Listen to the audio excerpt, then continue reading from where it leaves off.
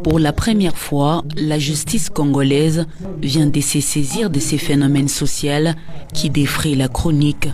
Le tribunal des grandes instances, siégeant en audience foraine à la place de la Poste, a rendu son verdict tard dans la nuit de ce jeudi 5 mars 2026. Initialement présentée comme un trafic d'organes humains, l'affaire a finalement été requalifiée par les juges après l'examen de faits au fond. Au cours des débats, la victime a été entendue sur les circonstances de son agression. Son témoignage visait à établir la matérialité des faits devant la position du tribunal.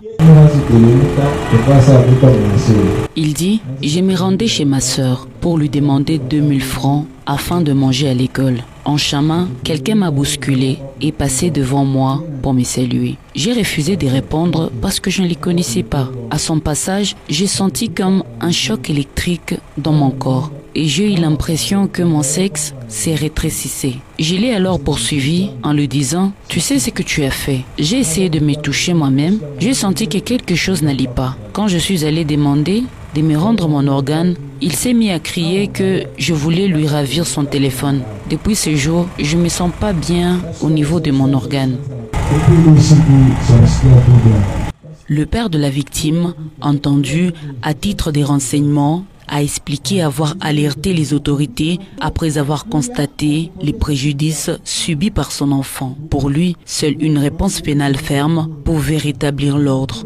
À la barre, les prévenus ont adopté des systèmes de défense variés. L'un d'eux a clamé son innocence, plaidant l'acquittement et demandant au tribunal une analyse rigoureuse de l'élément de preuve versé au dossier. La foule a commencé à me tabasser en disant que je devais rendre l'organe. La mère du garçon a également exigé que je rende l'organe de son fils. Je lui ai demandé s'ils étaient sûrs que je l'avais pris et j'ai proposé qu'on enlève son pantalon pour vérifier. Au début, il a refusé, mais après insistance, il a enlevé et son organe était bien en place. Des peines de servitude pénale ferme après avoir clos le débat et délibéré conformément à la loi. Le tribunal a rendu son jugement contradictoire. Les juges n'ont pas tenu la qualification de vol d'organes, mais ont condamné les prévenus pour des infractions de droit commun. Les infractions d'extorsion et les coups et blessures volontaires simples, mises à charge du prévenu Katenda Kambé à Trésor. En conséquence, l'on condamne à 15 ans de servitude pénale principale pour l'infraction d'extorsion et à 6 mois de servitude pénale principale pour l'infraction des coups et blessures volontaires simples.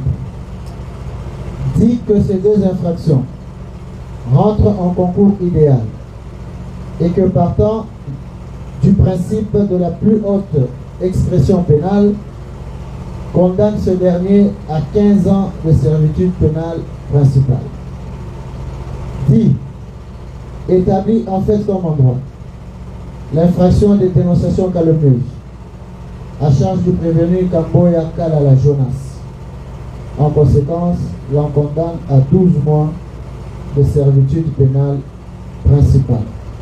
Requalifie l'infraction des coups et blessures volontaires simples en celle de coups et blessures aggravées. Et l'a dit établi en fait comme en droit à charge du prévenu Kitintoa Koulou Justin.